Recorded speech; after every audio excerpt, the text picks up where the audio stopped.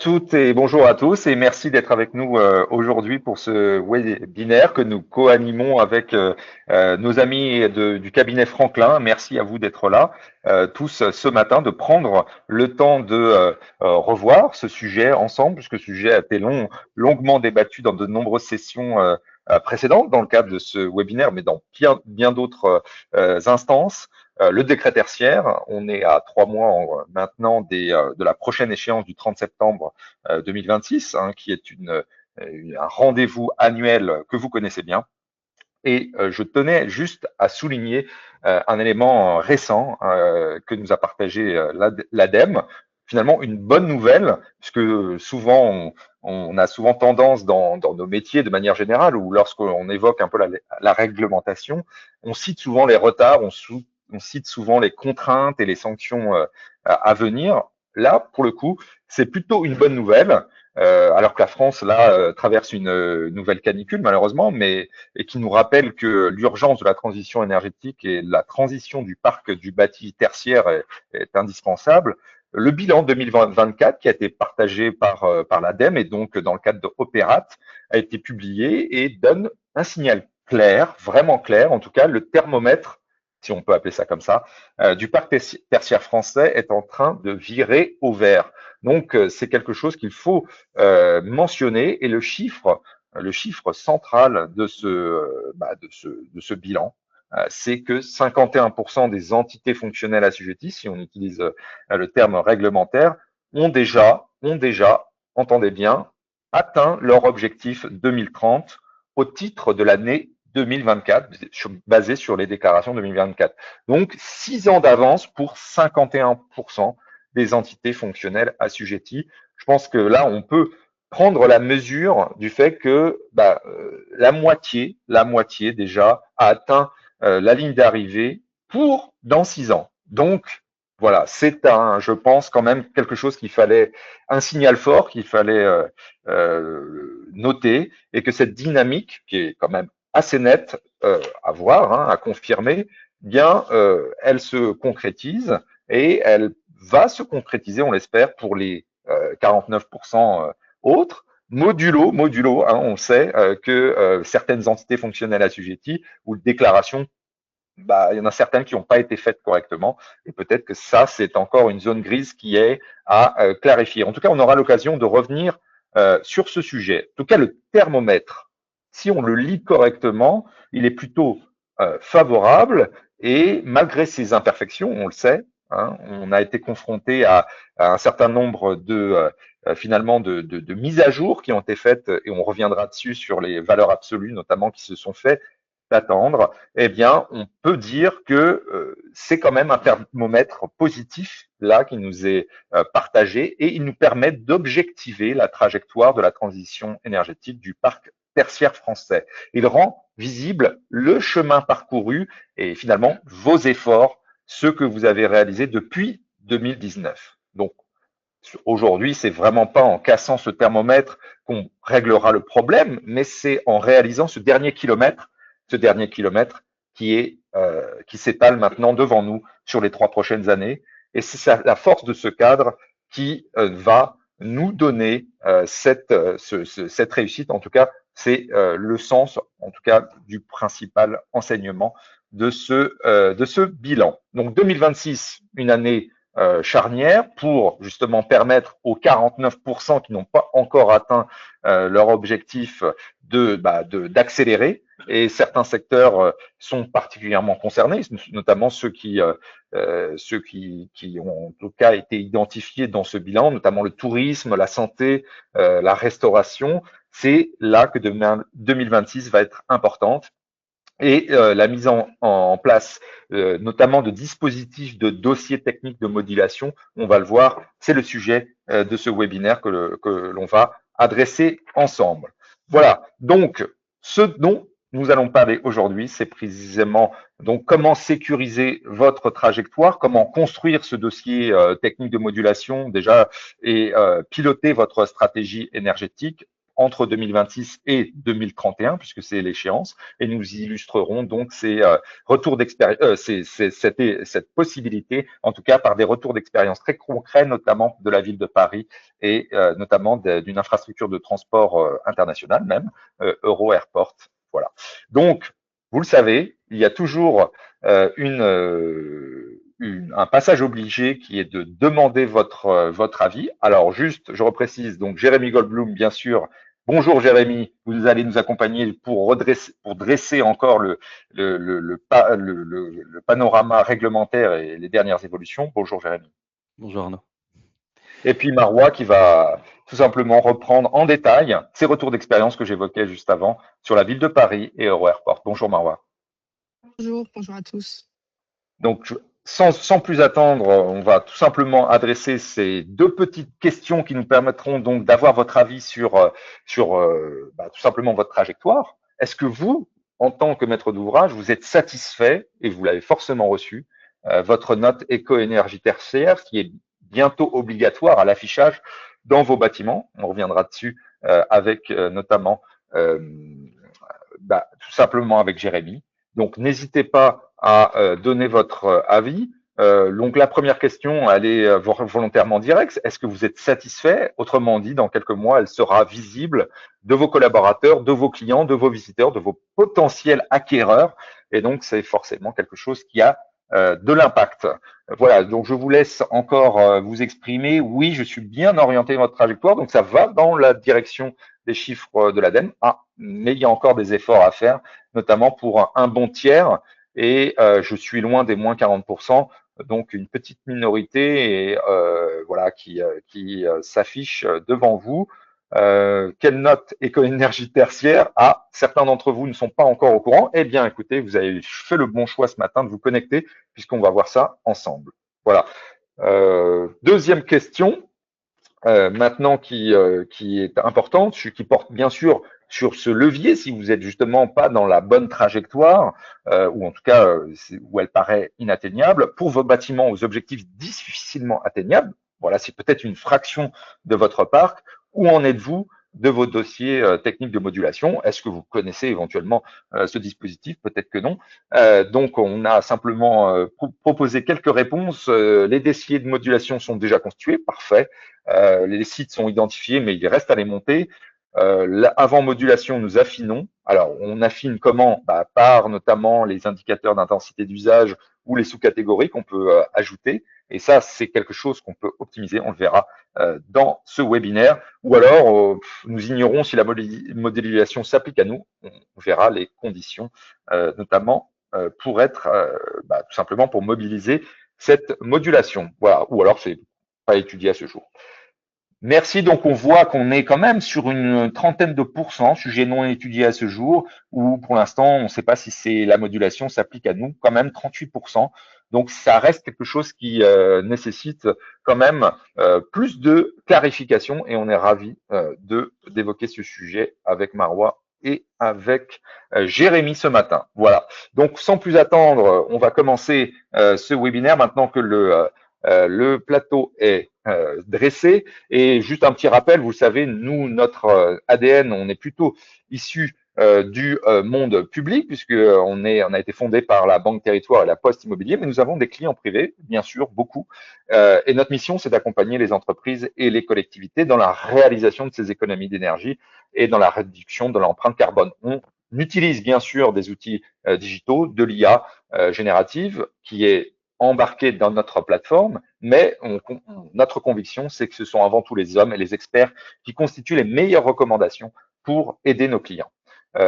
On a un petit changement quand même important depuis 2026. On est bien sûr le spécialiste et le pionnier de l'énergie management en France depuis 10 ans, puisque ça fait presque 10 ans. On fêtera les 10 ans en juillet de Sobre Énergie et on a rejoint en février 2026 le groupe Deepkey, qui est aussi un acteur pionnier de l'énergie management et de la donnée ESG de manière générale en Europe. Et on n'a pas tant que ça des leaders mondiaux en Europe dans le domaine du logiciel, et c'est quelque chose qu'il faut noter.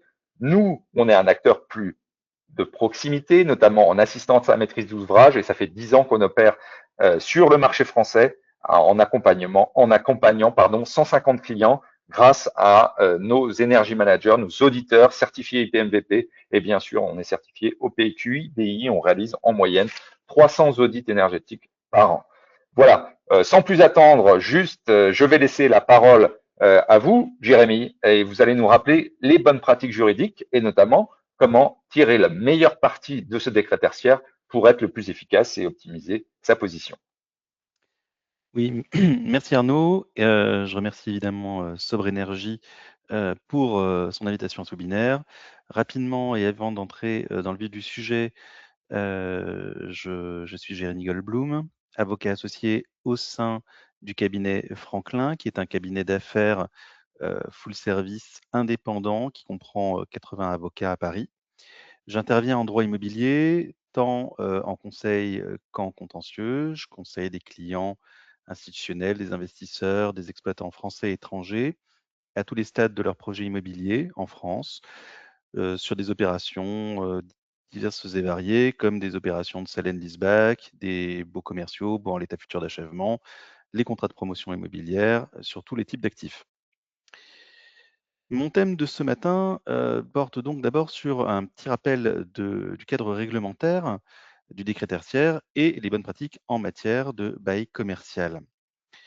Le décret tertiaire s'inscrit dans le dispositif éco-énergie tertiaire. C'est un dispositif qui vise à réduire la consommation d'énergie finale du parc tertiaire avec une mécanique de suivi des consommations d'énergie qui impose aux assujettis, le 30 septembre de chaque année, de publier la consommation d'énergie finale par voie d'affichage ou tout autre moyen pertinent, et de renseigner la plateforme Opérate qui est mise en place par l'ADEME. Opérate va alors évaluer le respect des objectifs par l'assujetti en lui remettant chaque année une attestation avec une note sous forme d'un logo. Une feuille grise si l'on a été très mauvais, qu'on n'a pas respecté les objectifs, une feuille orange si c'est un peu mieux, une feuille verte c'est encore mieux, 2 feuilles vertes c'est bien, et 3 feuilles vertes on a été très bon. Le dernier arrêté en date, qui est un arrêté valeur absolue 6 du 1er août 2025, précise que jusqu'au 1er juillet 2026, la publication des consommations d'énergie finale par voie d'affichage est facultative. Mais à partir du 1er juillet 2026, ça devient obligatoire. Deux précisions sur la consommation d'énergie finale, ça correspond bien à l'énergie qui est utilisée par le consommateur, et toutes les consommations d'énergie finale qui sont issues des factures sont concernées. Ça concerne donc toutes les consommations relatives à la climatisation, ventilation, chauffage, voilà, chauffage, ventilation, climatisation, la production d'eau chaude, sanitaire, l'éclairage, les ascenseurs, la sécurité incendie et toutes les dépenses qui sont propres à l'activité concernée par le bâtiment tertiaire. Ça peut être de la bureautique ou de la logistique. Donc, sur ce cadre réglementaire, comme je l'ai dit, il y a des objectifs de réduction de consommation qui peuvent s'exprimer soit en valeur relative, soit en valeur absolue. Les objectifs exprimés en valeur relative le sont pour une année de référence qui a été à choisir entre 2010 et 2019, ou la mise en service du bâtiment. Et ces objectifs de réduction de consommation d'énergie seront de moins 40% en 2030, moins 50% en 2040 et moins 60% en 2050, bien sûr à volume d'activité constant. Soit on peut considérer les objectifs exprimés en valeur absolue, et ils le sont par rapport à une consommation d'énergie seuil qui est définie au début de chaque décennie par un arrêté en fonction de la catégorie de l'activité concernée. Aujourd'hui, on va s'en référer à l'arrêté valeur absolue 6, dont je parlais tout à l'heure, qui a compilé toutes les catégories d'activités qui existaient déjà et qui a ajouté des valeurs absolues de consommation qui manquaient, notamment pour les commerces, pour les cinémas, pour les banques ou même pour les activités qui entrent dans le service funéraire. Et quand on connaît donc son activité, bien évidemment, si on est dans du bureau, il y a des sous-catégories. Et dans la catégorie de bureaux, vous aurez des seuils différenciés selon que vous êtes dans des bureaux standards, dans de l'open space, dans du flex office ou encore du coworking. Généralement, les bâtiments qui sont les moins performants vont s'orienter vers de la valeur relative, tandis que les bâtiments qui sont énergétiquement les plus performants iront vers la valeur absolue. Ces objectifs, qu'ils soient exprimés en valeur absolue ou en valeur relative, vont pouvoir être modulés, c'est ce qu'a rappelé Arnaud, compte tenu de plusieurs éléments. Il peut y avoir un changement d'activité ou un volume d'activité dans le bâtiment tertiaire qui explique cette modulation de l'objectif. Il peut y avoir également des variations climatiques qui vont justifier cette modulation, ou encore des contraintes techniques, architecturales ou patrimoniales, qui sont relatives aux bâtiments concernés, dès lors que ces contraintes sont justifiées par un dossier technique qui va être établi par un homme de l'art. Enfin, dès lors que les coûts euh, sont manifestement disproportionnés par rapport aux avantages qui sont attendus en termes de consommation d'énergie finale, on va pouvoir modifier et moduler les objectifs dès lors que ces coûts sont justifiés par une note de calcul euh, basée sur le temps de retour sur investissement, sur le TRI. Et la première note de calcul d'établissant la disproportion économique devra notamment être déposée au plus tard le 30 septembre 2027. Ces objectifs de réduction de consommation d'énergie, enfin, peuvent être mutualisés à l'échelle de tout ou partie du patrimoine du propriétaire assujetti. J'insiste, le propriétaire et pas le locataire.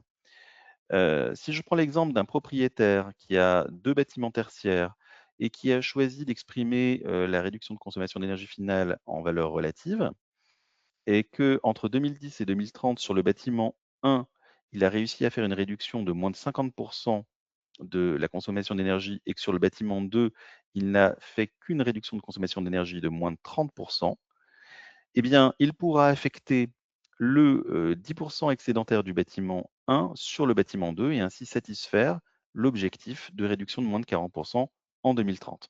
Encore une fois, ça ne concerne que le propriétaire et pas le locataire. Donc, une fois qu'on a considéré ces objectifs, on va passer au slide suivant et on va considérer maintenant le champ d'application du décret tertiaire. Grosso modo, le décret tertiaire a un champ d'application très large, avec de très rares exceptions qui vont concerner les constructions provisoires, les lieux de culte, des activités opérationnelles à fin de défense ou de sécurité civile ou de sûreté intérieure. Le décret tertiaire va plus précisément s'appliquer à tout type d'assujetti, qu'il soit propriétaire ou exploitant, d'un bâtiment ou type de bâtiment, qu'il soit privé ou public, qui, sur une même unité foncière ou un même site, qu'il soit existant ou à construire, qu'il soit existant ou neuf, et qu'il développe une surface de plancher de 1000 m² hébergeant une activité tertiaire. Donc dès lors qu'on parle d'activité tertiaire, évidemment, c'est une activité de service, qu'elle soit marchande ou non marchande, le décret tertiaire va s'appliquer. L'activité de recherche et développement est exclue du champ d'application du décret tertiaire. Pour savoir si l'activité entre dans le champ du décret, on va s'en rapporter à la destination des locaux telle qu'elle a été déclarée auprès des services de l'urbanisme. J'ajoute qu'un entrepôt va entrer dans le champ d'application du décret tertiaire dès lors que les marchandises y sont stockées pendant au moins 5 jours.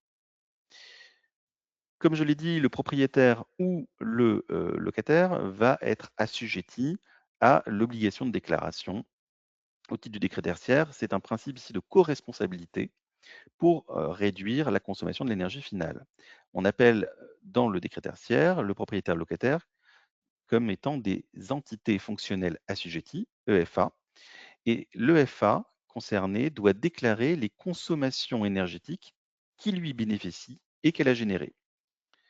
Le principe dans un site multi-locataire pour un bâtiment tertiaire, c'est que le locataire va évidemment devoir indiquer sur Opérate ses consommations d'énergie individuelles dans le local tertiaire, Ces consommations d'énergie qu'on dit réparties, c'est-à-dire toutes les consommations dont le local tertiaire bénéficie, le chauffage collectif, le refroidissement des locaux, ainsi que les consommations d'énergie qui concernent les espaces communs, toutes les circulations, ascenseurs.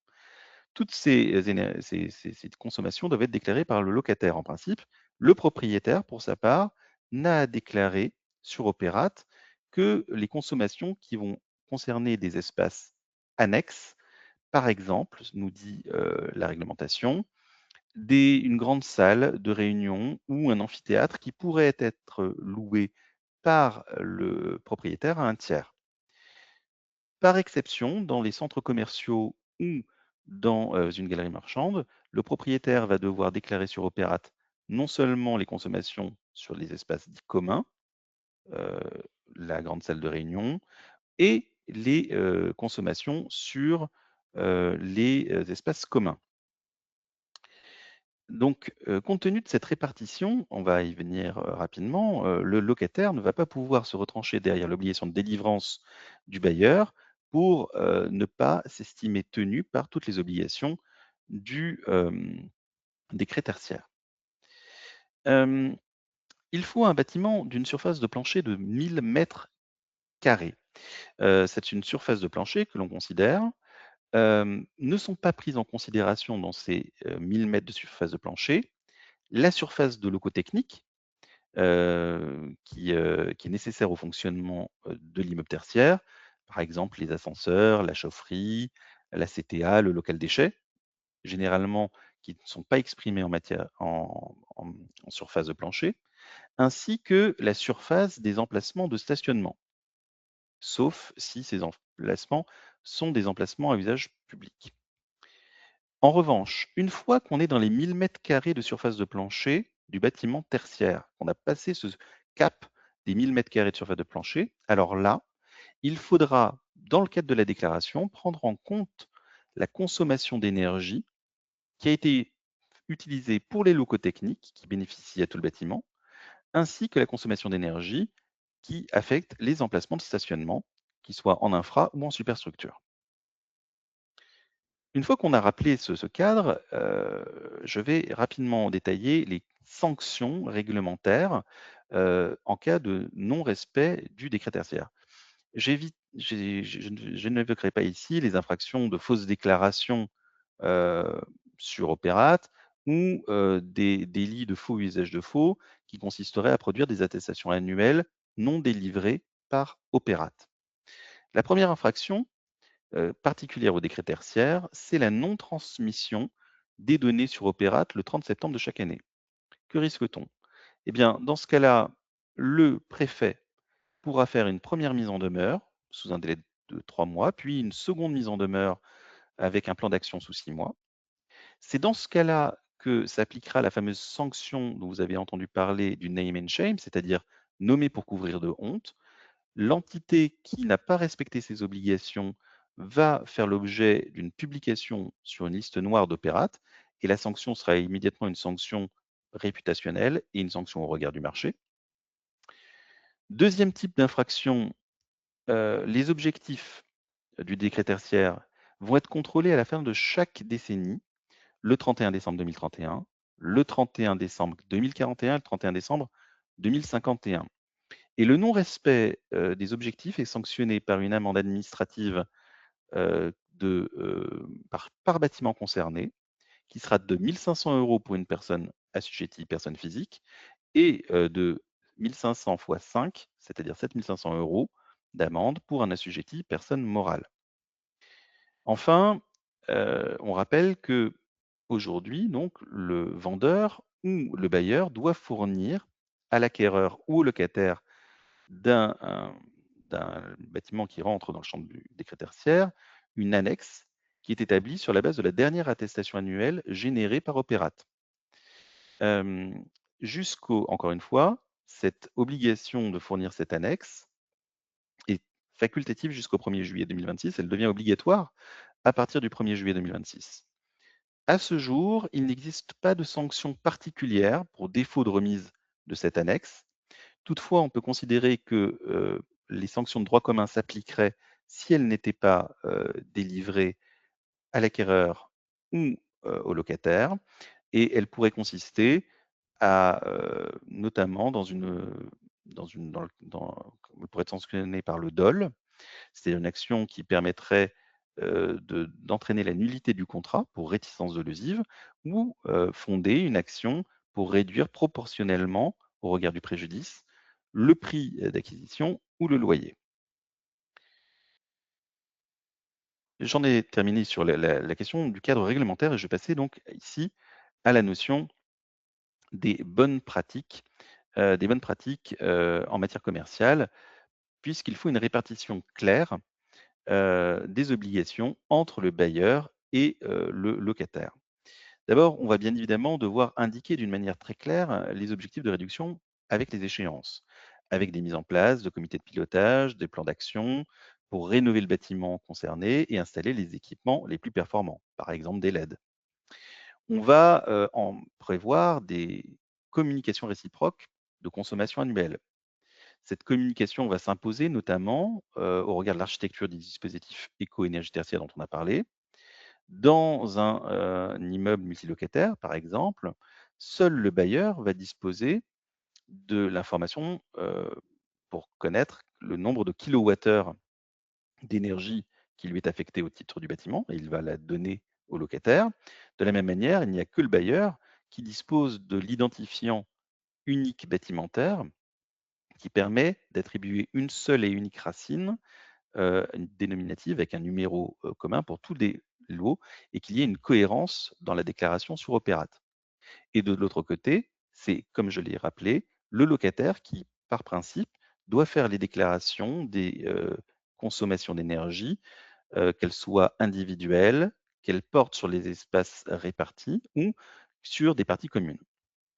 Dans le cadre de l'organisation de la déclaration annuelle sur Opérate, il sera possible de déléguer à un tiers les, la déclaration sur Opérate, ce qui n'enlèvera en rien la responsabilité du locataire ou du bailleur. Il faudra organiser la publication et le suivi des consommations, avec la mise en place d'audits réguliers et un outil de suivi des réductions d'énergie.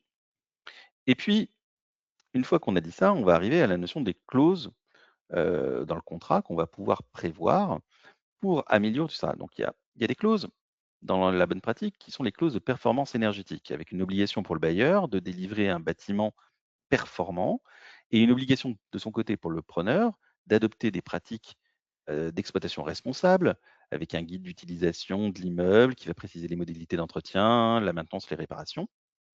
On va pouvoir envisager les clauses de travaux avec plusieurs problématiques différentes. Comment va se financer, quid du financement des travaux par le preneur? Est-ce que le preneur va participer à hauteur d'un pourcentage au coût des travaux qui visent à la réduction de la consommation d'énergie? Est-ce que, il bénéficiera ce n'est pas une voie de participation, mais simplement il aura une économie, qui sera égale à l'économie des charges que les travaux ont générées? Comment peut-on refacturer, les travaux au preneur? Sur ce champ de la refacturation, un bailleur peut tout à fait refacturer les travaux au preneur. Ici, j'entends la notion de travaux au sens large. Ce sont les travaux en tant que tels, les frais d'audit, mais également les frais d'études et la rémunération des prestataires. Ces travaux peuvent être refacturés au locataire par le bailleur uniquement s'il y a une clause suffisamment claire et précise dans le contrat de bail et qu'il ne s'agit pas de travaux qui rentrent dans l'article 606, c'est-à-dire les grosses réparations.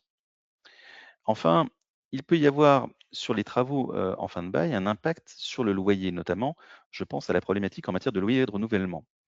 Euh, Lorsque les travaux sont effectués par le preneur sans financement du bailleur, eh bien, il est possible qu'il y ait un déplafonnement du loyer qui va être fixé à la valeur locative en cas de modification notable des caractéristiques du local en cours de bail, avec une double incidence. Il va falloir vérifier que l'accession des travaux, c'est-à-dire que les travaux réalisés par le preneur deviennent la propriété du bailleur en fin de bail, c'est-à-dire à la date d'échéance du contrat et non pas à la date de fin de jouissance, c'est-à-dire la date à laquelle va libérer les locaux le preneur.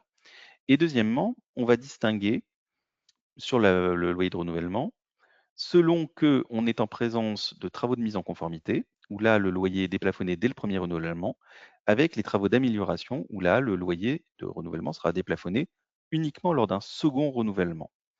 Et comment fait-on pour considérer la nature de travaux de mise en conformité ou travaux d'amélioration? Les travaux de mise en conformité sont des travaux de réduction de consommation d'énergie qui sont obligatoires. Ce sont par exemple ceux qui ont été prévus par le décret Bax. Tandis que lorsqu'il s'agit de travaux de réduction de consommation d'énergie qui prennent de l'avance sur la réglementation, qui ne sont pas encore imposés par la réglementation, on est en matière de travaux d'amélioration. Et dans ce cas-là, comme je le disais tout à l'heure, si on est sur des travaux d'amélioration, qu'ils ont été réalisés par le preneur sans financement du bailleur, eh bien le loyer de renouvellement ne sera déplafonné qu'à l'issue du second renouvellement du bail. Enfin, on peut travailler sur des clauses de bonus-malus du loyer, c'est-à-dire qu'en fonction de l'attitude du locataire dans le cadre de son exploitation, eh bien, s'il s'est bien comporté, eh bien, on pourrait lui donner un effet d'aubaine sur le loyer pour le minorer. C'est quelque chose de vertueux. Au contraire, le sanctionner si jamais, en termes de loyer, il n'a pas du tout respecté la réglementation. Enfin, on peut imaginer, dans le cadre du contrat, des clauses d'indemnisation du préjudice du name and shame, dès lors que, là encore, un locataire ou un bailleur ne fait pas ses déclarations sur Opérate à la date du 30 septembre de chaque année et qu'il entre sur la liste noire d'Opérate, il pourrait y avoir une indemnisation qui pourrait être demandée, et notamment par le locataire qui verrait son nom apparaître sur Opérate, et bien le bailleur pourrait demander à avoir une réparation et donc être indemnisé à ce titre. Voilà, j'en ai terminé sur les rapides bonnes pratiques.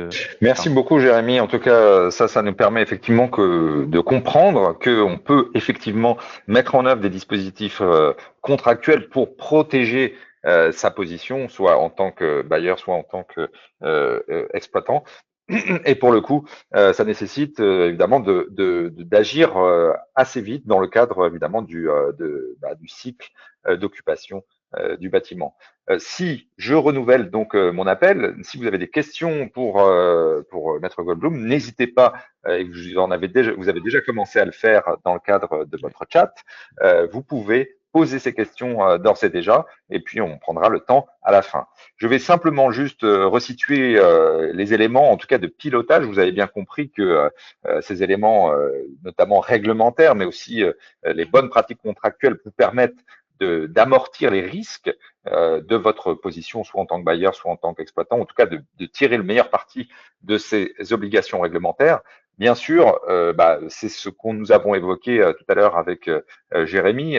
Tout ça, bien sûr, s'inscrit dans le cheminement des valeurs absolues qui ont été annoncées par les arrêtés qui s'affichent sur votre écran et qui ont abouti notamment dans la dernière compilation de septembre 2025 qui apporte notamment toutes les formules des valeurs absolues qui s'imposent et qui notamment ont été prévues pour s'adapter à chacun des secteurs pour tenir compte des spécificités du secteur de la blanchisserie, du secteur du data center, etc., y compris le plus attendu qui était le commerce pour la fin septembre 2025.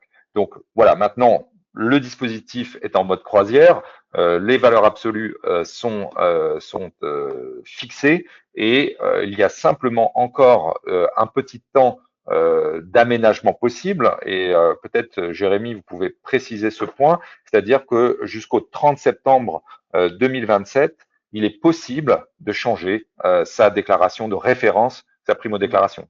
Exactement, Arnaud. C'est ce que je présentais et expliquais tout à l'heure.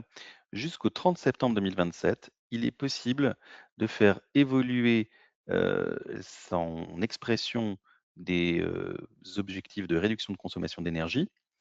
Là encore, c'est encadré.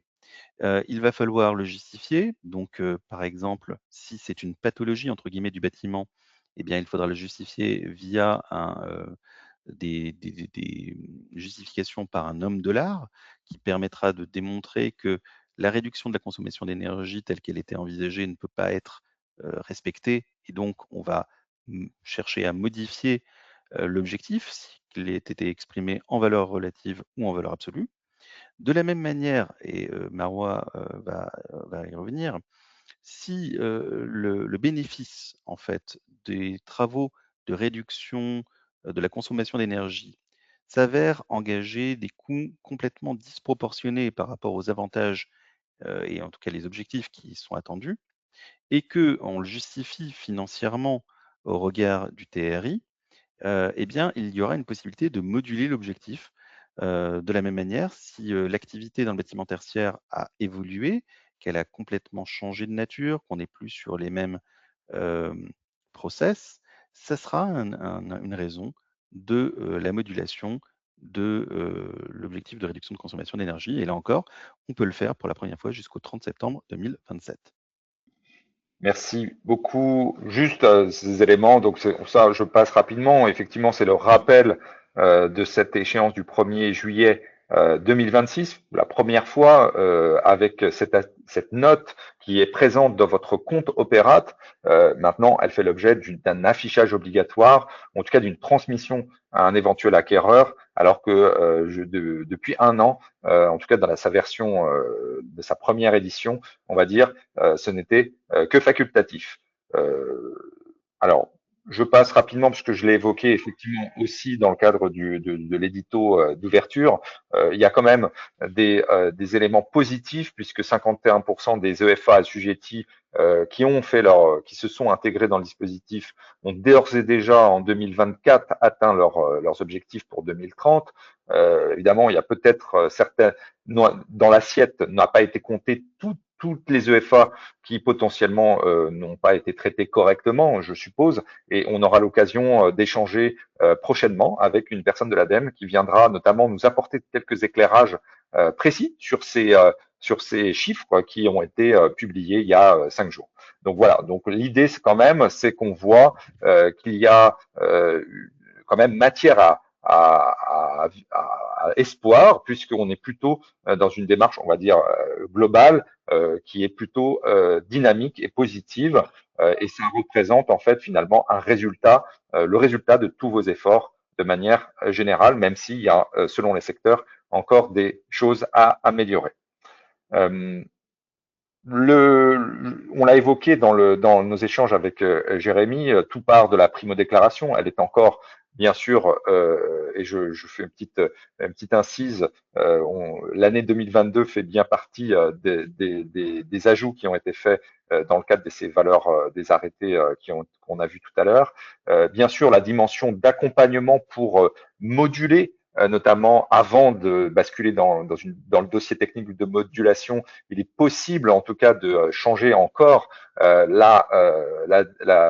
l'année de référence, la déclaration, la primo-déclaration jusqu'au 30 septembre, mais il est aussi possible d'ajouter, et on le verra, d'ajouter des indicateurs d'intensité d'usage ou des sous-catégories qui viennent, si on ne le fait pas, ce sont les valeurs étalons de la plateforme qui dépendent de votre secteur, qui vont être renseignés. Mais si vous avez des éléments qui sont spécifiques, qui sont peut-être plus favorables, alors à ce moment-là, il ne faut pas hésiter à les ajouter. Et ça, évidemment, l'accompagnement d'un energy manager peut vous aider. Sinon, après, on rentre dans une logique plus ciblée avec des audits pour identifier à ce moment-là sur certains sites qui sont à fort gisement d'économie d'énergie, pour là, effectivement, agir sur ces sites prioritaires par la quatrième évidemment possibilité qui est la dernière possibilité qui est des travaux, les travaux. Et puis si jamais les travaux sont techniquement ou économiquement non viables, à ce moment-là, le dossier technique de modulation devient nécessaire. Voilà, tout part de cette centralisation des données, d'avoir cette déclaration, et pour pouvoir faire cette déclaration, il faut bien avoir ces consommations qui soient centralisées avec le patrimoine, évidemment, qui soit digitalisé, idéalement. En tout cas, nous le faisons, et bien sûr, le groupe DeepKey, de manière générale, le fait à travers ces outils digitaux. Nous l'avons fait aussi une fois qu'on a identifié les gisements, enfin, en tout cas, qu'on a une cartographie globale de son parc, on peut cibler les sites qui sont prioritaires et sur lesquels on peut mettre, entre guillemets, des experts qui vont identifier les gisements d'économie d'énergie via des travaux et voir tout de suite l'impact sur la trajectoire sur la trajectoire de décret tertiaire. C'est ce que nous avons fait, par exemple, avec France Télévisions, et ça nous permet évidemment de centraliser toute cette information, y compris sur le résultat des audits et voir l'impact sur la trajectoire. Ensuite, en phase travaux, tout simplement, on a la possibilité de mesurer via l'impact des travaux. Est-ce que les économies d'énergie sont véritablement tenues tout au long de l'exploitation? Et là, ça peut éventuellement s'inscrire dans une logique de contrat de performance énergétique. Et le contrat de performance énergétique est un moyen de protéger ses intérêts en tant que maître d'ouvrage. Là, d'un point de vue métier, il est nécessaire de se référer à un protocole de mesure et de vérification selon notamment le référentiel IPMVP. Voilà, donc ça c'est toute la démarche de suivi, de trajectoire tout au long de l'exploitation, y compris post-travaux.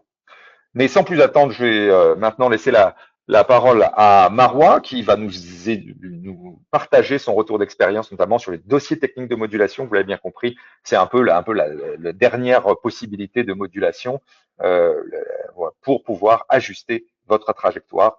Et on va voir dans quelles conditions. À toi, Marois. Merci Arnaud, merci Jérémy. Alors, pour commencer avec d'abord une petite définition du dossier de modulation qui est une flexibilité réglementaire visant à prendre en compte les différentes contraintes lors des démarches d'amélioration de performance énergétique. Étant donné que l'objectif du décret tertiaire, c'est d'encourager un maximum d'économies dans le secteur tertiaire sans impacter l'activité des assujettis. Donc, on peut résumer cette définition en un ensemble de justifications faites par des experts afin de revoir l'objectif réglementaire à la baisse. Donc le rendre moins contraignant. Donc vous l'aurez compris, la valeur en elle-même, elle va être plus haute. Une étude énergétique donc est nécessaire pour l'ensemble des étapes de cette démarche, parce que c'est ce qui va permettre de faire les simulations et les calculs, quelle que soit d'ailleurs la famille de contraintes. Pour cela, donc, il y a trois familles de contraintes qui sont prises en compte et peuvent servir pour la modulation d'un objectif. Donc, vous avez les contraintes architecturales et patrimoniales. Ce sont toutes les contraintes qui émanent du statut patrimonial du bâtiment. Par exemple, un bâtiment classé ou bien un bâtiment aux alentours de bâtiments classés, ainsi que les contraintes techniques qui sont cette fois-ci relatives aux travaux qui peuvent causer des pathologies au bâtiment et qu'on ne peut simplement pas faire pour des raisons de sécurité ou autres. Il y a aussi les contraintes liées au changement d'activité et ça, c'est relatif aux déclarations. C'est une contrainte qui peut être prise en compte automatiquement par Opérate si les indicateurs d'intensité d'usage, donc qui sont différents des valeurs étalons, sont correctement déclarés sur la plateforme. Et enfin, les disproportions économiques. Donc la réglementation a défini des seuils par type de travaux, par famille d'actions, par levier, à partir desquels les TRI deviennent disproportionnés par rapport aux gains apportés. Ces trois leviers sont les travaux relatifs à l'enveloppe, qu'on va regrouper dans une famille, et au-delà de 30 ans, on va estimer qu'il y a disproportion économique.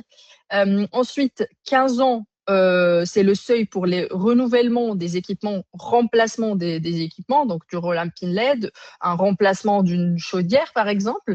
Et enfin, 10 ans pour les systèmes de gestion active des équipements. Petit clin d'œil au décret BAX. Ici, on est sur le même seuil qui permet d'exempter les assujettis. Et donc, vous l'aurez compris, ça englobe les systèmes de GTB. Donc, une fois que ces calculs sont faits, on peut venir faire la modulation telle qu'on va l'expliquer par la suite.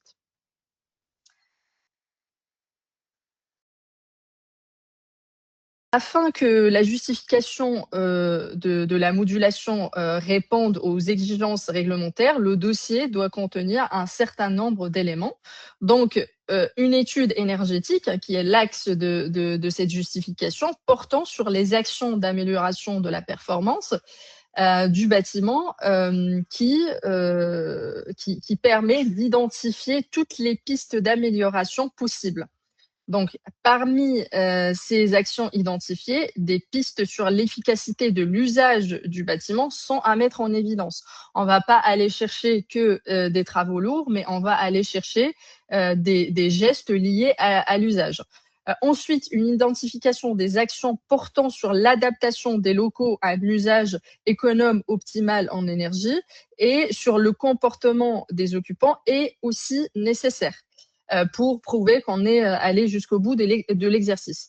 Et enfin, le point de départ donc, du dossier, c'est un programme d'action, c'est un scénario de référence qui est un programme de travaux permettant d'atteindre l'objectif réglementaire en valeur absolue, donc l'objectif de base avant de passer ensuite à sa modulation.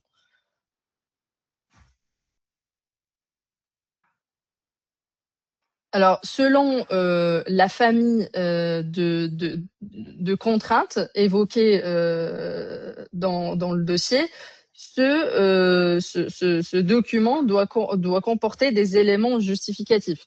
Donc, comme a mentionné Jérémy tout à l'heure, la note technique spécifique, si on veut justifier des contraintes techniques faites par un expert selon la spécificité technique de l'action qu'on veut écarter, un avis circonstancié d'un architecte, et ça, c'est très spécifique à toutes les actions qui portent sur l'enveloppe ou bien qui vont atteindre une caractéristique patrimoniale de notre bâtiment. Et enfin, la note de calcul du temps de retour sur investissement qui est faite par un bureau d'études qui est simplement faite dans le cadre d'une étude technique parce que ça va être le résultat d'une simulation thermique dynamique qui va calculer les gains par rapport aux les investissements par rapport aux gains et nous donner le TRI qu'on va venir classer sur les 3 seuils qu'on a vus tout à l'heure par rapport à toutes les familles d'actions telles qu'on les a vues. On peut passer à la suite. Ce TRI, juste Marois, est-ce qu'il intègre les aides potentiellement, type C2E? Alors là, on parle de… Oui, tout à fait. On intègre les aides. Par contre, on parle de temps de retour brut, intégrant les aides, mais n'intégrant pas les évolutions de l'énergie. Donc, on parle du temps de retour sur investissement brut.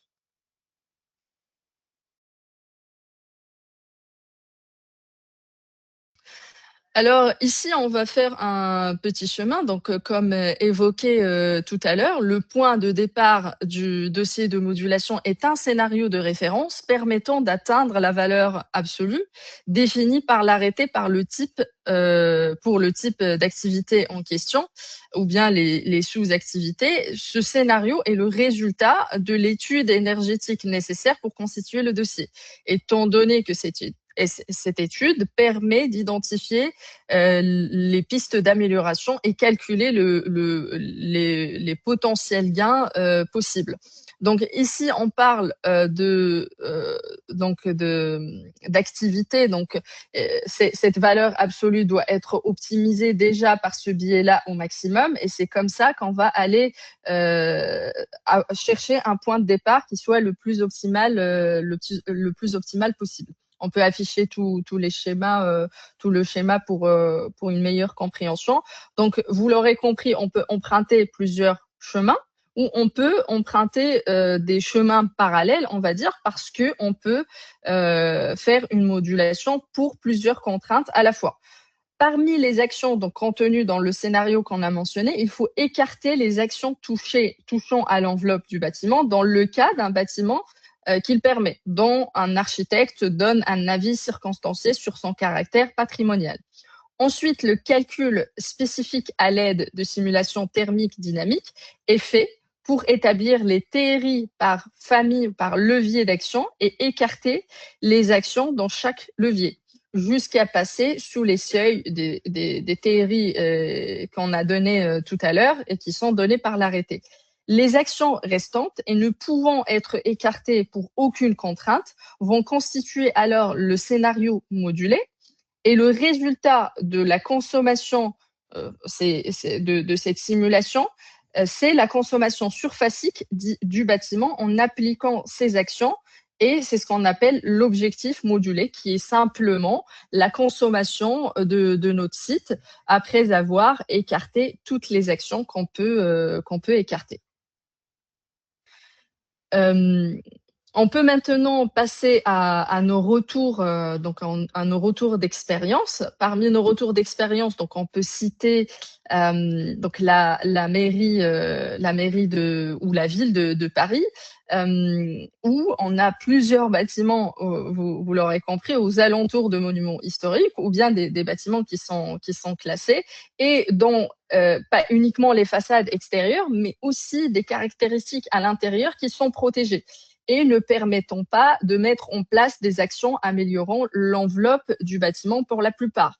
Donc, on a des salles, des chapelles, des caractéristiques même de fenêtres, parce que si on écarte l'isolation par l'extérieur, il faut qu'on justifie pourquoi nous n'avons pas fait de l'isolation par l'intérieur. Donc, on va le voir en détail dans la slide suivante, dans un exemple d'une mairie où plusieurs actions sur l'enveloppe ont été écartées pour contraintes architecturales, notamment l'isolation des façades de l'extérieur, mais aussi il y a des actions touchant à la façade qui peuvent être écartées pour disproportion économique, notamment les remplacements des fenêtres à l'identique.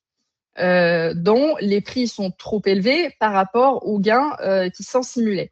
Dans cet exemple, nous avons poussé le détail et la réflexion jusqu'à la séparation des actions du même type. Donc, un exemple, isolation des murs par l'intérieur. On va aller simuler l'isolation des zones dont il n'y a pas d'avis d'un architecte pour caractéristiques à l'intérieur de la mairie, et on va les isoler, donc des actions d'isolation de murs par l'intérieur qui sont tout à fait possibles, mais qui peuvent être écartées pour disproportion économique, pour pousser le détail et la justification et avoir une distinction des gains entre les différentes zones afin d'avoir des théories précises pour aborder la problématique de disproportion économique indépendamment de la problématique de contraintes architecturales. Et donc, le résultat, c'est qu'on passe d'un objectif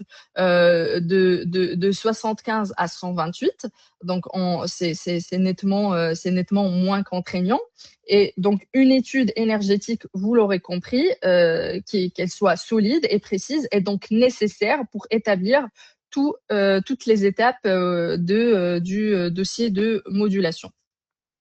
On a également donc un autre objectif qui est l'aéroport, donc un autre retour d'expérience qui est un aéroport, et donc légèrement différent parce qu'on parle de contraintes qui sont différentes, et donc on a réalisé des études énergétiques sur l'ensemble du parc qui ont permis de détecter ces possibilités de modulation pour certaines EFA, dont l'activité, la nature, la performance, comme l'a mentionné Jérémy tout à l'heure. On a plus tendance à se diriger vers la valeur absolue quand on est sur un bâtiment qui est performant et donc qui ne peut pas bénéficier d'une valeur relative intéressante. Et donc, sur un bâtiment, on va voir l'exemple dans la slide suivante. Un bâtiment ayant une activité particulière et ayant une performance énergétique, on va dire, moyenne, induisant une difficulté d'atteindre les valeurs relatives et absolues, l'étude que nous avons menée a permis d'écarter 4 actions sur l'enveloppe pour disproportion économique et une action sur le remplacement des équipements pour la même famille de contraintes, c'est une situation où les gains de certaines actions ne sont pas importants par rapport aux investissements nécessaires parce qu'on avait déjà des équipements qui sont performants en place, on avait déjà parcouru un bon chemin sur ce site-là, et donc on tombe sur des temps de retour sur investissement. Et vous l'aurez compris, une étude énergétique permet d'ores et déjà de voir si on a la possibilité, j'ai vu tout à l'heure dans les questions, on ne sait pas si on est concerné. On peut déjà, à travers une étude énergétique, voir si on est concerné et si on peut bénéficier de ce dispositif. Et donc, dans cet exemple-là, on a baissé la contrainte de 107 à 124 pour l'objectif modulé final.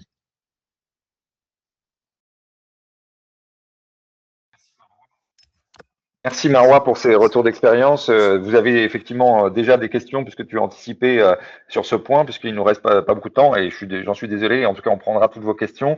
Alors, quelques questions. Bien sûr, le replay sera disponible. Ne vous inquiétez pas. On le partage dès le lendemain, en tout cas. Donc, de ce point de vue-là, soyez rassurés. Petite question pour vous, Jérémy, une question assez précise. Nous sommes propriétaires de plusieurs bâtiments tertiaires dans une même zone. Nous réalisons la déclaration de chacun de nos locataires à leur place. Donc, c'est déjà un service qui est rendu. Vous expliquiez tout à l'heure que nous pouvions mutualiser les résultats de nos bâtiments pour atteindre les objectifs. Concrètement, comment cela est possible? Car nous avons des résultats par locataire avec chacun des objectifs différents et non par bâtiment. Alors tout à fait, Arnaud, en fait, c'est la petite subtilité. Ici, je comprends que le propriétaire se substitue au locataire et donc ce n'était pas, la règle de mutualisation que j'expliquais tout à l'heure. La mutualisation concerne le propriétaire pour son propre parc, et uniquement pour ses propres consommations, dans son parc immobilier et pas pour le compte des locataires. Le fait que des locataires, usent chacun de leurs consommations, eh bien, il appartiendra à chacun des locataires de faire sa propre, il n'y a pas ici, même si le bailleur, propriétaire rend le service à l'ensemble de ses locataires, il ne pourra pas mutualiser l'ensemble des consommations entre, de ses locataires en tant que tels. Il ne peut réaliser la mutualisation que pour les consommations qui lui sont entre guillemets «propres», c'est-à-dire ce que j'expliquais tout à l'heure sur des immeubles multilocataires si on est hors, galerie marchande ou centre commercial, ce sont les, consommations, d'énergie finale sur, les locaux qu'on dit, annexes, les consommations annexes. Très bien, merci beaucoup Jérémy. Peut-être une question pour Marois. Bonjour, au sujet des contraintes économiques, notamment dans le cas du dossier technique de modulation. Comment justifier les TRI hors étude ou faut-il un devis pour le dossier? Aujourd'hui, il n'y a aucune obligation réglementaire donc d'avoir des devis. Mais ce qu'il faut noter, c'est que l'étude, elle permet déjà d'avoir l'objectif modulé, et c'est l'objectif modulé qui sera à déclarer et ensuite donner les justifications. Si vous n'avez pas cet objectif, vous ne pouvez pas aller plus loin. Même si vous avez des devis pour des travaux, ces devis ne vous permettent pas donc de calculer l'objectif à moins que vous avez fait la simulation. Donc, la simulation, c'est l'étude. Aujourd'hui, il n'y a pas d'obligation réglementaire mentionnée, en tout cas noir sur blanc, pour avoir des devis pour les travaux. Peut-être là, c'était une référence au décret BAX où il y a deux devis qui sont nécessaires sous réserve, mais c'est un sujet en soi. Peut-être une question qui vous, on va pas pouvoir répondre à toutes les questions, mais qui vous concerne tous les deux, Marois et Jérémy. Il s'agit d'un dossier technique. Alors la question c'est est-ce qu'il faut faire un dossier technique de modulation par bâtiment ou pas, ou est-ce qu'il y a une possibilité de faire un dossier à l'échelle d'un parc de bâtiments? Je sais pas, La, Jérémy, Je ou laisse alors Marois, Marois, ou les deux en je même laisse temps. Marois sur le point. la justification à déclarer sera par EFA. Et donc, il faut disposer des justifications nécessaires lors de la déclaration par EFA. c'est là où il y a peut-être effectivement une articulation qui est pas évidente à faire, c'est-à-dire que les EFA, c'est pas forcément un bâtiment, il peut y avoir plusieurs EFA par bâtiment, et donc c'est entre guillemets le modèle de données spécifique réglementaire n'est pas forcément aligné avec la dimension purement bâtimentaire, ça dépend de l'occupation, et là il y a effectivement quelque chose à bien caler. Je ne sais pas si Jérémy, vous voulez apporter Oui, tout à fait. un complément. Le FA, c'est bien sûr, là encore, le propriétaire ou le locataire dans le bâtiment concerné. Donc, on aura besoin, à mon sens, de faire plusieurs dossiers de modulation. Bien. Écoutez, encore une dernière question. Alors, attendez, hop, juste, je suis désolé, je navigue un petit peu. L'étude énergétique égale audit énergétique ou pas forcément? Bon, ça c'est une question pour toi, Marois. Oui, dans l'étude, c'est la démarche d'un audit énergétique qui sera suivie. Et dernière question pour vous, Jérémy, peut-être. Est-ce que les notes feuilles vertes sont un certificat à part entière? Est-ce qu'elles pourront être mises en avant? Affichage dans le bâtiment, par exemple, on y a en partie répondu, mais je vous laisse compléter, puis ce sera notre mot de la fin. C'est pas la note en tant que telle, mais en tout cas, elle servira de base pour permettre l'affichage et l'information qui est à destination à la fois des salariés et donc en interne de l'assujetti, mais également pour l'extérieur. Et j'ai vu une question me demandant où est-ce qu'il fallait afficher. Il faut que l'affichage soit visible. Alors, visible, il n'y a pas de localisation express stipulée dans la réglementation, mais il faut qu'elle puisse être accessible à la fois pour les salariés et pour l'extérieur. Et également, ça prend en considération tout à fait les modes dématérialisés, c'est-à-dire sur site internet.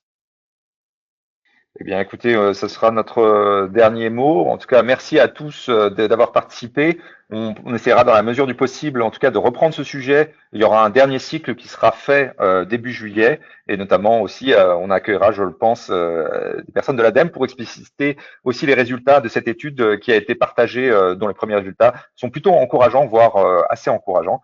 En tout cas, vous pouvez télécharger aussi ce livre blanc, notamment sur la dimension de financement des travaux. C'est un peu le nerf de la guerre. Et vous le savez, pour cette dernière étape, pour atteindre l'échéance 2030, c'est tout à fait critique. Donc, merci à tous. Et puis, vous pouvez prolonger, bien sûr, les échanges avec Jérémy. Vous avez son email, ou si vous avez des questions, n'hésitez pas aussi à nous poser. En tout cas, on fera notre meilleur effort pour vous répondre. Vous pouvez nous suivre aussi sur LinkedIn sur les prochains webinaires. Il y aura la prochaine édition le 4 juin qui arrive très prochainement, notamment sur la dimension d'électrification des usages et notamment la dimension de la mobilité électrique qui est aussi de plus en plus importante dans le cadre des sites qui sont les vôtres et qui sont de plus en plus assujettis, notamment dans le cadre de la loi DADU. On reprendra ce point en détail. Je vous souhaite une très bonne journée et à très bientôt. Merci beaucoup. Au revoir. Merci à vous.